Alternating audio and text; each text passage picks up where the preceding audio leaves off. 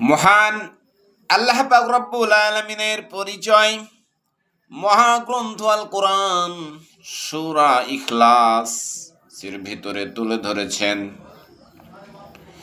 আল্লাহ পাক রব্বুল আলামিন বর্ণনা করেন, কুল হুয়াল্লাহু আহাদ, বলুন আল্লাহ এক এবং অদ্বিতীয়। আল্লাহুস সামাদ, তিনি কারো মুখাপেক্ষী নন।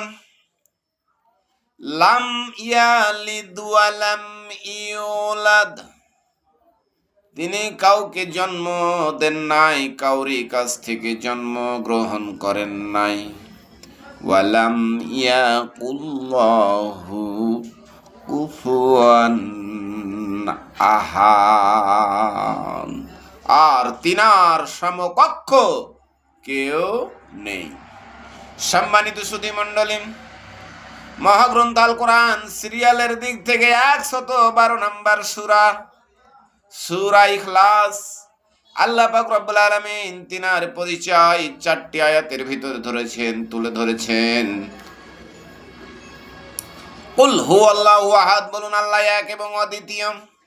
পৃথিবীতে যত মানুষ ডাকে ভগবান বলে, ঈশ্বর বলে, বিধাতা বলে, গড বলে, তারা কি এক এবং অদ্বিতীয়? এই 1 নাম্বার আয়াত দিয়ে তাকে পরীক্ষায় ফেলতে হবে। দ্বিতীয়ত হলো আল্লাহুস সামাদ, তিনি কারো মুখাপেক্ষী নন। আল্লাহুস সামাদ, তিনি কারো মুখাপেক্ষী নন। যাকে আপনি ভগবান বলছেন, ঈশ্বর বলছেন, সে কি কাউরি মুখাপেক্ষ নয়। লাম ইয়ালিদ ওয়া লাম ইউলাদ, তিনি কাউকে জন্ম দেন নাই, কাউরি কাছ থেকে জন্মগ্রহণ করেন নাই। এরপরে 4র্থ নাম্বার পরীক্ষা হলো ওয়া লাম ইয়াকুল্লাহু কুফুয়ান আহাদ, আর তিনার সমকক্ষ কেউ নাই। সম্মানিত সুধী মণ্ডলী, আল্লাহ এমন এক সত্তা, আল্লাহ লিখতে 4টি বর্ণ ব্যবহার করা হয়। আলিফ লাম জবর আল্লাম, খাড়া জবর লা, হাফেজ হু, আল্লাহু।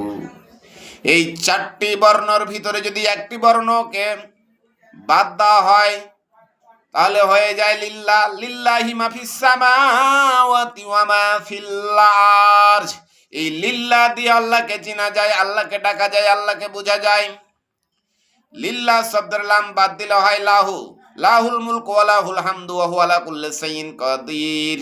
এই লাহু শব্দ দিয়ে আল্লাহকে চেনা যায়, আল্লাহকে ডাকা যায়, আল্লাহকে বোঝা যায়। শুধু